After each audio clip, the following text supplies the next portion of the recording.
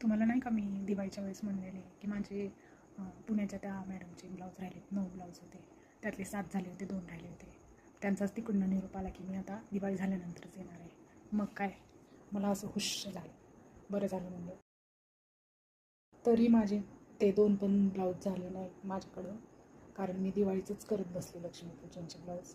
नंतर त्या मॅडम आल्यानंतर मग त्यांनी ट्राय केले पण मला स्वतःला तेवढे आवडले नाहीत ब्लाऊज त्यांचे यावेळेसचे.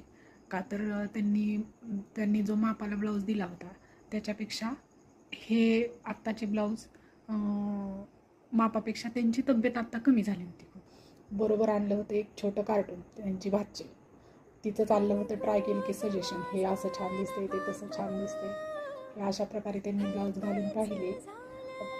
म्हणजे बघा ना, आपल्या कस्टमरचाच आपल्यावर किती विश्वास असतो. आपल्याला स्वतःबद्दल एवढं वाटत नाही, पण आपल्या कस्टमरला किती आपल्याबद्दल असं वाटतं की तुम्ही छान काम करता.